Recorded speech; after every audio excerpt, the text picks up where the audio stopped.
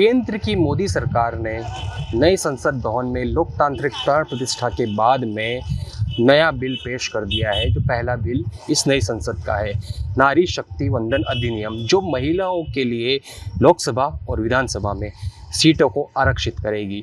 ये बिल पेश हो गया है और आज ही के दिन में इसमें वोटिंग होनी है। खैर, कई दल इसके समर्थन में भी है और ये 20 बिल संभवतः पास भी हो सकता है।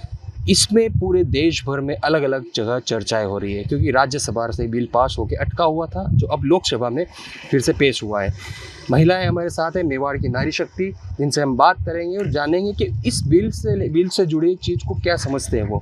मैडम, आपका नाम बताइए और बताइए कि ये बिल पास हो रहा है जी। मोदी सरकार में, अब खैर चुनाव आने वाले हैं तो सरकार इसको अपनी तरफ से प्रायोरिटी देगी, सही कि बताइए भी हमारा काम है, तो क्या समझते हैं? देखिए, फर्स्ट तो एज ए लेडी मैं इसका बहुत बहुत स्वागत करती हूँ। बहुत अच्छा कदम उठाया है मोदी जी ने। देर से आए वो दुरुस्त आए, पर ये शायद 8 साल पहले करती थी तो शायद बहुत अच्छी बात होती। अब उनको 9 साल होने जा रहे हैं, पर 9 साल उन्होंने क्या किया फिर? नारी शक्ति का आज ही उनको क्यों पता पड़ा कि हमको ऐसा करना चाहिए? अगर ये बिल 8 साल पहले पेश हो जाता तो शायद जनगणना भी हो जाती, परिसीमन भी हो जाता और ये बिल लागू हो जाता। और बड़े बड़े शब्दों में उन्होंने कल संसद में कहा कि मोदी जी ने कहा कि सारे अच्छे काम तो मेरे ही, ईश्वर ने मेरे ही किस्मत में लिखे हैं। ये उनकी गलत सोच है। ये सबसे पहले 2008 में मनमोहन सिंह जी की सरकार में ये बिल पेश हुआ था और 2010 में लोकसभा से पारित हुआ, विधानसभा से पारित हुआ, राज्यसभा से, किंतु और लोकसभा को इसकी सूचना भी दे दी गई थी, परंतु किसी कारणवश क्योंकि बहुमत नहीं था, इस वजह से वो लोकसभा का बिल स्वतः ही रद्द हो गया, लोकसभा रद्द होने से। और आज मोदी जी कहते हैं कि मैं ये सब कुछ अच्छा कर रहा हूँ या मैंने ही किया है, तो ये उनकी गलत धारणा है, गलत सोच है। अच्छा काम है पर देर से किया है, दुरुस्त किया है, जल्दी कर देना चाहिए था। और आज मुझे लगता है कि ये सिर्फ पब्लिसिटी स्टंट है, चुनावी स्टंट है, चुनाव को मद्देनज़र रखते हुए ये किया गया है, क्योंकि अभी इसकी घोषणा की ज़रूरत ही नहीं है। जब आज लागू ही नहीं हो रहा है तो उसको ज़रूरत क्या है आज उसको घोषित करने की? सिर्फ महिलाओं में एक एक अच्छा दिखाने के लिए उन्होंने आज किया है, क्योंकि अभी तक तो ना तो जनगणना की तारीख तय है, ना परिसीमन की तारीख तय है। फिर आज इस घोषणा की क्या आवश्यकता थी? मेरा सीधा मोदी जी से यही सवाल है कि आज इस बिल को पेश करने की क्या आवश्यकता पड़ी? अच्छा, मतलब आप मानते हैं कि ये बिल सही है और कांग्रेस सरकार के समय का है, मतलब बीजेपी का इससे कुछ नहीं है? नहीं, बिल्कुल नहीं है। ये सोच तो शुरू से ही थी। इससे पहले 1996 में एच.डी. देवेगौड़ा की जब सरकार थी तब इस बिल को पेश करने की पेशकश की गई थी, लेकिन शायद तब किसी कारणवश नहीं हो पाया। उससे पहले भी जब राजीव गांधी और अन्य भी नेता जब आए हैं, उन्होंने भी नारी को सशक्तिकरण को लेकर उन्होंने भी काफ़ी कदम उठाए हैं और उन समय पर उठाते रहे हैं। और सबसे पहले 2008 में मनमोहन सिंह जी की सरकार जब थी तब इस बिल को पेश किया गया था और 2010 में राज्यसभा से इसे पारित किया गया और किसी कारणवश लोकसभा से पारित नहीं हो पाया। तो ये कांग्रेस की तरफ से बताया जा रहा है कि बिल स्वागत योग्य है, लेकिन मोदी इसकी वाहवाही लूट रहे हैं, केंद्र सरकार इसकी वाहवाही। सीधा आपसे ये सवाल है जो इन्होंने बताया कि मोदी सरकार वाहवाही लूट रही, पहले का बिल है, चुनावी स्टंट है। देखिए, इन्होंने खुद नहीं बताया था कि ये बिल मनमोहन जी की सरकार में पारित हुआ था, तो पारित हुआ था तो आप में ये दमखम होना चाहिए था कि आप उसको लागू करवा सकें।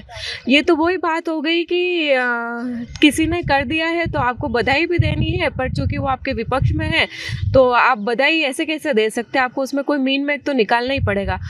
बहुत से ऐसे मुद्दे होते हैं जो बरसों से चले आ रहे होते हैं, लेकिन जब समय आता है, ये कोई चुनावी स्टंट नहीं है। चुनावी स्टंट होता तो जैसे कि इन्होंने कहा कि न तो जनगणना हो रही है, न परिसीमन हो सकता है, तो अगर कोई चीज़ है वो फेयर फैक्ट लेकर के आपके सामने आ रहे हैं, फेयर फैक्ट बताते हुए आपको ये चीज़ बता रहे हैं, तो ये चुनावी स्टंट कैसे हो सकता है?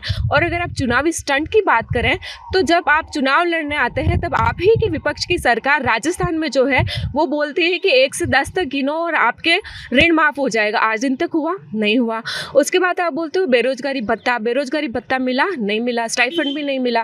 बेरोजगार ऐसे कैसे घूम रहे? और तो छोड़ो, बेरोजगारी भत्ता देना तो कहीं गया, उसके अलावा भी आप जो एग्ज़ाम्स करवाते हैं, आज एक कोई गरीब तबके का व्यक्ति, लड़का, विद्यार्थी एग्ज़ाम देने के लिए जाता है तो उसके माँ बाप जानते हैं और उसकी अपेक्षाएं जानती है कि वो किस तरीके से एग्ज़ाम देने जाता है और उसकी कितनी आशाएं जुड़ी होती है उससे, तो आप तो वो भी नहीं करवा पाए। तो उसके अलावा भी अभी जो आप ये रेवड़िया बंटवा रहे हैं, आप बोल रहे हैं महंगाई राहत कैंप। अरे महंगाई तो आपके कार्यकाल में ही आई है, तो राहत कैंप लगा करके आप करना क्या चाहते हैं?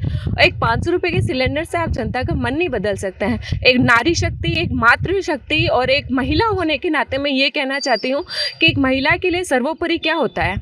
एक महिला के लिए सबसे सर्वोपरि उसका सम्मान होता है। अगर आप उसका सम्मान नहीं कर पाते, आप उसको सम्मान नहीं दे पाते हैं, तो आपकी सरकार किसी काम की नहीं है। मैं 1-2 दिन पहले कुछ इंटरव्यूज़ देख रही थी यही उदयपुर शहर के, तो उसके अंदर बोला जा रहा था कि जब हमारी ओर से ये इल्ज़ाम नहीं, जब हकीकत बताई गई कि आप इतनी बड़ी बड़ी बातें कर रहे हो कि हमने गरीबों को ये दिया वो दिया, आपने महिलाओं के लिए क्या किया? आए दिन रेप होते हैं, तो आपके मनोनीत और आपके चयनित पार्षद बोलते हैं उसके अंदर कि अरे इसमें सरकार क्या करेगी? अरे परिवार का मुख्य होता है, जब हम एक परिवार में बैठे हुए होते हैं और मैडम या तो आप बोल लीजिए या मैं बोल ले, तो आपको मौका मिलेगा, आपको मौका मिलेगा। महिला आरक्षण बिल की बात हो रही है, तो सम्मान सर्वोपरि होता है और उसी सम्मान को लेकर के ये सरकार विफल रही है। और इनकी विफलताओं को लेकर के जब आप कुछ नहीं बता पाते हैं, तो आपको यही बोलना है कि चाहे कोई अच्छी बात हुई है तो भी आपको उसमें मीन में निकालना है। ऐसे तो फिर आप राम मंदिर के मुद्दे में भी आपने बातें बोली थी, और आपने जब कश्मीर 3 आर्टिकल, ये बात आगे बढ़ रही है, आप बताएं आप क्या कहना चाहते हैं? अभी सिर्फ महिला आरक्षण बिल की बात हो रही है, तो मैं कहना चाहती हूँ कि एक सरासर जुमला है जो मोदी जी ने महिलाओं को दिखाया है 2024 में चुनाव जीतने के लिए। बस महिलाओं को यूज़ करना है वोटों के लिए, और वो चाहते हैं कि महिलाएं फुल है ना मोदी जी को समर्थन देवें और 2024 में वो आएँ। लेकिन मोदी जी ये भूल जाएं कि उनके जुमले पहले भी बहुत दे चुके हैं। ऐसे जुमलों में महिलाएं झांसे में आने वाली नहीं है। महिलाओं को पता है कि ये जुमलेबाज, 1 नंबर के प्रधानमंत्री जुमलेबाज है देश के। पहले भी इन्होंने बड़े बड़े जुमले दिए, 2 करोड़ नौकरियां हर साल दूंगा, 15 लाख रुपए खाते में आएंगे। आज तक किसी के आए खाते में? तुम्हारे नहीं आए। तो उसी तरह का एक ये जुमला है जो मोदी जी ने दिया है। मैं ये बिल का समर्थन है या नहीं? मतलब बिल होना चाहिए, महिलाओं को आरक्षण मिलना चाहिए, होना चाहिए, पर इनकी मंशा ही नहीं है ना देने की। करना होता तो ये कल ही कर देते ना, आज ही कर देते। विशेष सत्र बुलाया, इसका मतलब ही क्या है? अगर देने की मंशा होती तो अब फुल बहुमत है, दे सकते हैं ना महिलाओं को, क्यों नहीं पास हो सकता? तो तुरंत करते ही है, सारी व्यवस्था हो सकती है। क्यों उसका परिसीमन का इंतजार करें? परिसीमन तो 25 साल में होता है। 2024 में लोकसभा का चुनाव है, 26 में परिसीमन होना तय है वैसे ही। तो 26 में ये चाह रहे हैं 24 में आ जाएं, फिर 26 में फिर महिलाएं ऐसे 2 करोड़ नौकरियों जैसे ही महिलाएं बैठी रहेंगी, देखेंगी फिर मोदी जी कहाँ? मोदी जी के कान में जूं नहीं रेंगती है। मोदी जी सुनी कभी किसी की? वो दोनों अपनी मन की बात करते हैं रंगा बिल्ला, उनके कोई लेना देना नहीं किसी से। तो आधी आबादी वैसे ही मतलब ठगी जा रही है, कोई मतलब नहीं है। चुनाव के पहले ऐसा करते हैं, बस इंस्टेंट ही है, कोई मतलब नहीं। अब आधी आबादी को और ठग लिया मोदी जी ने। तो बहुत निंदा करती हूँ मैं महिला होने के नाते, क्योंकि वो घर की महिला के सगे नहीं तो हम देश की महिलाओं के कहाँ सगे होंगे? महिलाओं का हमेशा शोषण करने का ही काम किया है। इस तरीके से तो कम से कम महिलाओं के साथ तो धोखा मत करो। करना था, मंशा थी तो कर देते हैं ना, जो करना है अभी करो ना। आज कल किसने देखा? 2-3 साल किसने देखे? हम रहे ना रहे। जुमला बताया, आप बताया, भाजपा से नेता है, जुमला बताया इस पर जो भी आरक्षण बिल पास हुआ उसके। देखिए, मेरी बहन ने इसको जुमला दिया, सबसे पहले तो शब्द ही गलत है, ठीक है ना। अब आप ये कह रहे हैं कि सरकार वापस इलेक्शन आ गए हैं तो एक जुमले पकड़ा रहे हैं, कैसे पकड़ा रहे हैं एक बार बताइए। जब ये जुमला यदि मोदी जी के लिए बोल रहे हैं ये, तो जब आपकी सरकार थी 9 साल पहले तो आप भी ये जुमला अपना लेते, तब आपने क्यों पेश किया और बहुमत में क्यों नहीं पास हुआ उस समय? ये पंचायत राज में आरक्षण आज ये है, जिला परिषद सदस्य मैं हूँ, कांग्रेस की देन है। राजीव गांधी जी की सोच के कारण आज महिलाएं है ना पंचायत राज में 50% बैठी हैं, नहीं तो किसी की और की मंशा नहीं थी कि महिलाएं आए आगे कभी। भैरू सिंह जी शेखावत की सोच थी, भैरू सिंह जी शेखावत की सोच थी। मैडम हिस्ट्री चेक कर लीजिए एक बार, एक बार पढ़े लिखे नहीं हो यार तो समझ तो लो कहीं से। तुम यहाँ पर आप यहाँ पर बोलिए, आपस में यहाँ पे। हाँ तो यही तो बोल रहे हैं, राजीव गांधी जी की देन है, पंचायत राज में आरक्षण दिया महिलाओं को। तो जैसा कि मैडम बोल रहे कि दमखम के साथ पहले क्यों नहीं किया गया, तो 8-9 साल से जब मोदी जी सरकार में है तो वो दमखम लगा के आज ही क्यों नहीं कर दे रहे? परिसीमन 2007 में होगा, चुनाव तब होंगे 8 राज्यों के, तब ये चीज पे इन प्रोसेस आएगा, इन सिस्टम आएगा, तो ये आज ही क्यों नहीं किया गया? आज इनके पास दमखम है तो ये आज ही क्यों ना कर दे मोदी जी? आप आज किया, विरोध तो नहीं किया ना कांग्रेस ने। बताएं। जो आधी दुनिया को जरूरत है, मामनी जी आज जो कहा है, जो मोदी जी ने कहा है कि महिलाओं को आरक्षण के लिए जो बिल पास हुआ, लोग तो यहाँ दुखी हो रहे हैं, अयोध्या की बात करते हैं। एक मिनट मैडम, एक मिनट में मैं बताता हूँ, आप यहाँ पर बोलिए, आपस में बोलने से कोई फायदा नहीं होगा, कोई फर्क नहीं पड़ेगा। आप बताइए। जो बिल पास किया है इन्होंने, वो वैसे देखा जाए तो स्वागत योग्य है, पर उसमें एक कंडीशन लगा दी है कि 2026 के बाद जो परिसीमन होगा उसके बाद होगा। तो ये वही बात हो गई 2014 से पहले कि टंकी कम करेंगे, गैस हम 35 रुपए लीटर करेंगे, पेट्रोल डीजल सस्ता करेंगे, वही वाली बात हो गई। इससे ये मोदी जी 2 फायदे लेंगे, इसलिए लोगों, औरतों को 2 बार बेवकूफ़ बनाया जा रहा है कि अभी तो पास कर दिया, 2026 में जब परिसीमन चेंज होगा उसके बाद लागू करेंगे। क्यों भाई, जब दूसरे बिल इन्होंने दूसरी कम्युनिटी के जो बिल बगैर विपक्ष के वॉकआउट करने के बाद इन्होंने पास कर दिए ध्वनि मत से, अभी तो इनके पास विपक्ष भी इनका साथ दे रहा है इसमें, तो इसको तुरंत कार्रवाई से क्यों लागू नहीं कर देते? जैसे 3 तलाक, दूसरी जो भी है मुस्लिमों के खिलाफ या दूसरी कम्युनिटी के खिलाफ, जैसे इन्होंने पास किए थे ध्वनि मत से बगैर विपक्ष के वॉकआउट करने के बावजूद इन्होंने पास कर दिए थे, वही आज क्यों नहीं?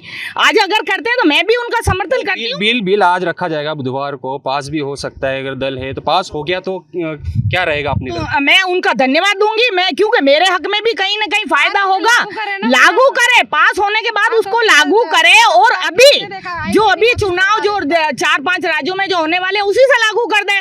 हम भी देखें कितना दमखम, कितने महिलाओं के समर्थक है, बेटी बचाओ बेटी पढ़ाओ के कितने समर्थक है, हम भी वो भी देखें, वरना वही बात होगी कि नाचे कूदे बांध रहा और टुकड़े खाए फकीर।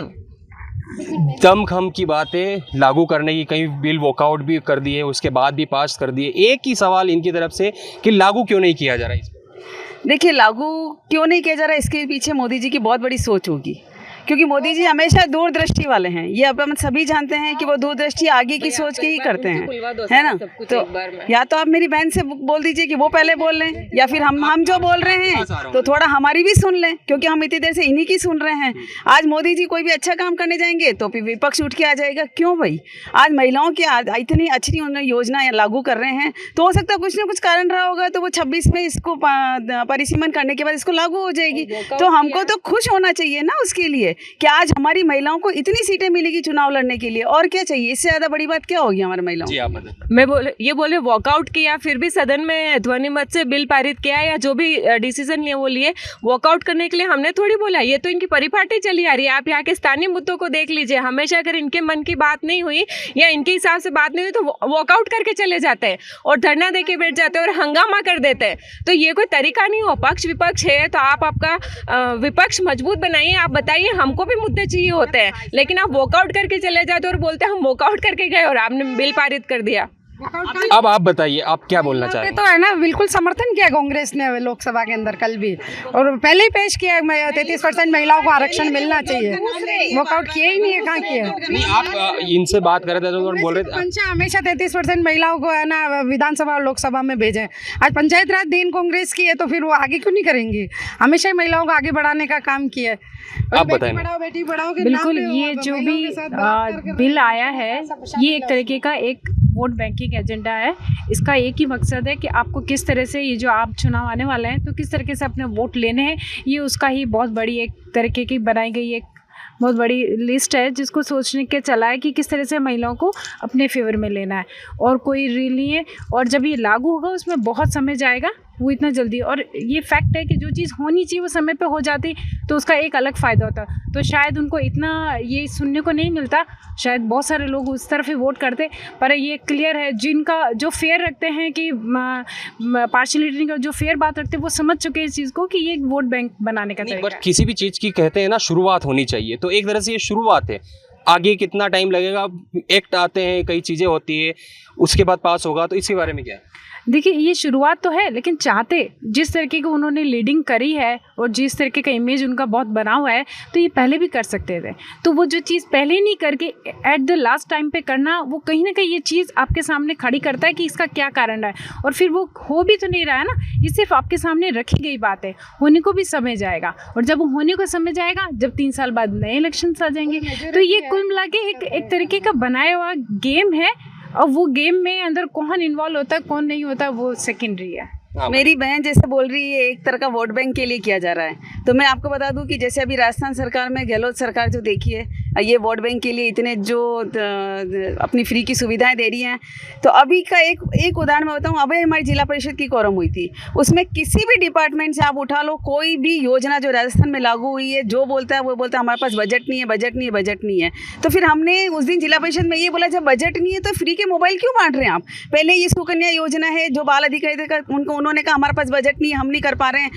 अपने जो RGHS है, चिरंजीवी योजना है, सब जगह यही हाल हो रहा है। जब बजट नहीं है तो आप ये फ्री के क्यों बांट रहे हैं? ये भी तो आपके वोट बैंक के लिए तो कर रहे हैं आप। तो आप हमारे मोदी जी पे बिल्कुल ये इल्ज़ाम नहीं लगा सकते कि ये वोट बैंक के लिए कर रहे हैं।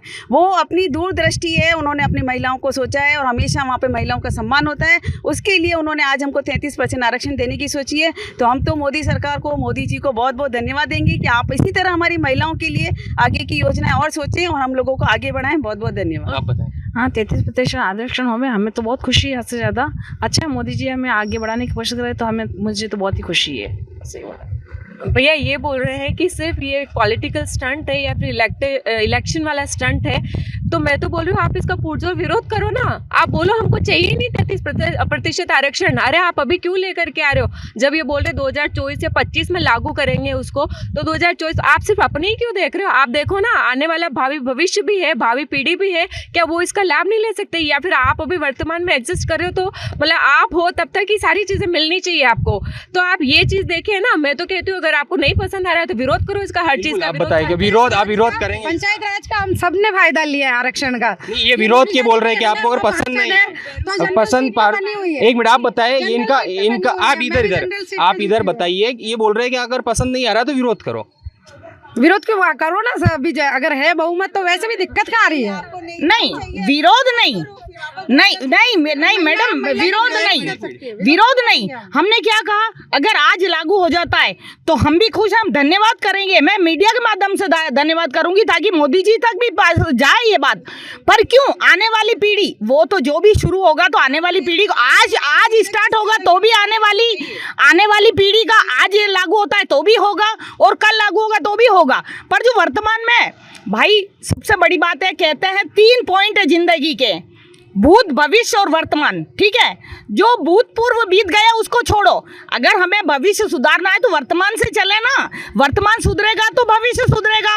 अभी तो भूखे बैठे हैं और कह रहे हैं मेरे को, अगर मेरे बीमार हूँ, 1 मिनट मैडम, मैं बीमार हूँ, मुझे डॉक्टर ने स्ट्रिप लिख दी, दवाई लिख दी, और केमिस्ट्री कहता है कि मैं आपको 1 हफ्ते बाद दवाई दूंगा। तो क्यों 1 हफ्ते बाद?